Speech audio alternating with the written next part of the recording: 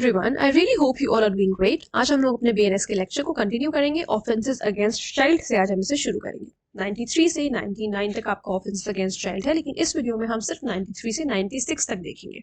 देखिए, exposure and abandonment of child under 12 years of age by parent और person having care of it. 93 में, section 93 में ये बताया कि कोई ऐसा अगर बच्चे को अबैंडन करके चला जाता है, छोड़ करके चला जाता है किसी जगह पर, जिस बच्चे की उम्र 12 साल से कम है, तो उसमें पनिशमेंट बताई गई है।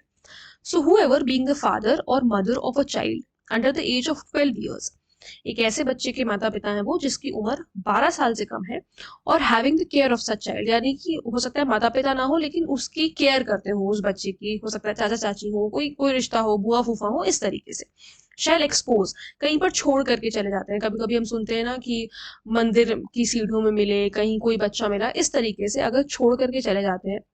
leaves a child in any place with the intention of wholly abandoning such child, मतलब इस वजह से कि मतलब उसको पूरा छोड़ देना है, त्याग दिया उसको, उससे कोई मतलब नहीं है। अगर इस तरीके का इंटेंशन है तो मतलब गलती से भूल जाना एक अलग चीज होती है, mistake is a different thing, completely different thing. लेकिन यहाँ पर आपने बच्चे को एकदम अबैंडन ही कर दिया, छोड़ ही दिया, उससे कोई मतलब ही नहीं है आपको। Shall be punish with imprisonment of either description for a term which may extend to 7 years, तो 7 साल तक की इम्प्रिजनमेंट है, या फिर फाइन है, या फिर दोनों चीजें हो सकती है। एक्सप्लेनेशन बता रहा है कि this section is not intended to prevent the trial of the offender for murder or culpable homicide as the case may be if the child die in consequence of the exposure। बात ध्यान रखिए, explanation बहुत बढ़िया बात कह रहा है। Explanation ये कह रहा है कि मान लीजिए आप अपने बच्चे को कहीं ऐसी जगह पर छोड़, मान लीजिए जंगल में अबैंडन कर दिया, फॉर एग्जाम्पल जंगल में अगर आपने उसको अबैंडन कर दिया, किसी फॉरेस्ट में, वाइल्ड फॉरेस्ट था, वहां पर आपने उसको अबैंडन कर दिया।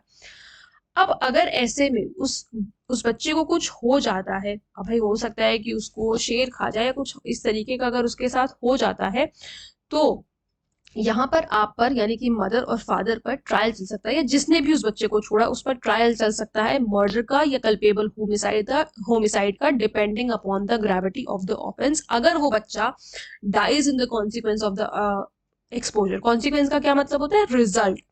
अगर इसके रिजल्ट में, इस एक्सपोजर के रिजल्ट में अगर उस बंदे की अगर उस बच्चे की डेथ हो जाती है, जैसे मैंने कहा कि अगर उसको जंगल में छोड़ दिया तो एक्सपोजर ही तो किया आपने, उसको अगर एक्सपोज कर दिया आपने, इस तरीके से छोड़ दिया, अबैंडन कर दिया, और अगर उसके रिजल्ट में उस जंगल में छोड़ने की वजह से अगर उसको कोई शेर उठा करके ले जाता है, मार देता है, तो आप पर चार्ज लगेगा मर्डर का या कल्पेबल होमिसाइड का। अब आप पर से मतलब है मेरा मदर, फादर और the person who is having the care of that child. ठीक, अब सेक्शन 94 की तरफ बढ़ते हैं। सेक्शन 94 बता रहा है concealment of birth bye secret disposal of dead body. Whoever by secretly burying or otherwise disposing of the dead body of a child, whether such child die before or after or during its birth। देखो, यहाँ पर बच्चे को मारने की बात हो रही है, ऐसे बच्चे को जिसको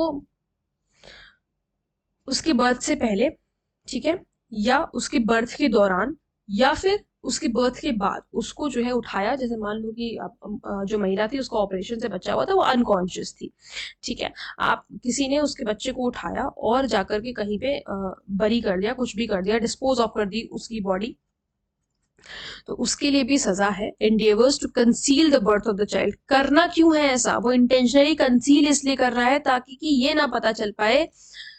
हो सकता है यहाँ पे मेरा एग्जाम्पल थोड़ा सा गलत बैठा हो, लेकिन बात को ये समझिएगा कि वो इस वजह से ऐसा कर रहा है ताकि ये पता ना चल पाए कि उस बच्चे का जन्म भी हुआ था, ठीक है। ये बरीइंग वाला कॉन्सेप्ट इस वजह से आ रहा है, या सीक्रेटली वो बॉडी को इस वजह से डिस्पोज ऑफ कर रहा है ताकि ये ना पता चल पाए कि बच्चे का जन्म हुआ था। तो यहाँ पर पनिशमेंट है 2 साल तक की, और विद फाइन और विद बूथ, ठीक है। फिर सेक्शन 95 देखिए क्या कह रहा है। Section 95 talks about hiring, employing or engaging a child to commit an offence. आपने किसी बच्चे को हायर किया, एम्प्लॉय किया या एंगेज किया एक ऐसी चीज में जहां पर उससे आप कोई ऑफेंस कमिट करवाना चाहते हो, कोई क्राइम करवाना चाहते हो, तो कोई भी व्यक्ति अगर हायर करता है, एम्प्लॉय करता है या एंगेज करता है किसी भी बच्चे को, एंगेज करने का मतलब ये है कि उसको किसी भी ऐसे काम में लगा देता है एक ऑफेंस कमिट करने के लिए, तो और वो जो ऑफेंस कोई भी ऑफेंस कमिट करने के लिए shall be punish with imprisonment of either description, जो कि 3 साल से कम नहीं होगा, 10 साल तक की जा सकता है, और फाइन भी इसमें देना पड़ेगा। मतलब यहाँ पे और फाइन नहीं है, मतलब इंग्लिश वाला और नहीं है, ये हिंदी वाला और है। And if the offence be committed shall also be punish with punishment provided for that offence as if the offence has been committed by such person himself. कह रहा है कि अगर आपने सिर्फ उसको एंगेज किया, अभी कोई ऑफेंस कमिट नहीं हुआ है, तो आपको 3 साल से 10 साल तक की सजा मिल सकती है, प्लस आपको फाइन देना पड़ेगा। लेकिन अगर वो ऑफेंस कमिट हो गया जिसके लिए आपने उसको हायर किया था, एम्प्लॉय किया था या एंगेज किया था, तो ऐसे में आपको उसी ऑफेंस की पनिशमेंट मिलेगी जिसके लिए आपने उसको हायर किया था, एम्प्लॉय किया था या एंगेज किया था उस बच्चे को। ठीक है, एक्सप्लेनेशन में कह रहा है, और मतलब पनिशमेंट इसी तरीके से मिलेगी जैसे कि आपने खुद उस ऑफेंस को कमिट किया है, अगर आपने किसी बच्चे को ऐसा करने पे मजबूर किया तो। Explanation says hiring, employing, engaging or using a child for sexual exploitation or pornography is covered within the meaning of this section. यहाँ पर किसी बच्चे को हायर करना सेक्सुअल एक्सप्लॉयटेशन के लिए या पोर्नोग्राफी के लिए यूज करना, दोनों ही चीजें यहाँ पर आ जाएंगी, हायरिंग, एम्प्लॉइंग और एंगेजिंग या चाइल्ड को यूज करने के उसमें। ठीक है, फिर उसके बाद सेक्शन नंबर 96 है जो कि हमें प्रोक्यूरेशन ऑफ चाइल्ड के बारे में बता रहा है। तो यहाँ पर क्या है कि whoever by means whatsoever induces any child to go from any place or to do any act with intent that such child may be, or knowing that it is likely that such child will be forced or seduced to illicit intercourse with another person। देखो समझो इस बात को, यहाँ पे ये कह रहा है कोई भी व्यक्ति किसी भी तरीके से बच्चे को इंड्यूस करता है, मतलब उकसाता टाइप का है। ठीक है, एक जगह से दूसरी जगह जाने के लिए कहता है, मतलब कहीं किसी जगह पर जाने के लिए कहता है। इंटेंशन क्या है, एक्ट कौन सा कराना है कि उस बच्चे को, या तो उसको ये बात पता है, देखो दो बातें ना, इंटेंट है जो उसको बच्चे को कहीं पे जाने के लिए बोल रहा है, या तो उसको इस बात का, या तो इंटेंशन से वो ये काम कर रहा है या उसको नॉलेज है। ठीक है, उसको फोर्स्ड, उस बच्चे के साथ फोर्स्ड इलिसिट इंटरकोर्स हो सकता है, या फिर सिड्यूस किया जा सकता है इलिसिट इंटरकोर्स करने के लिए। सिड्यूस का मतलब है बहका देना, सिडक्शन का मतलब आप लोग समझते होंगे, मुझे इस बात को और ज्यादा एक्सप्लेन करने की जरूरत नहीं है।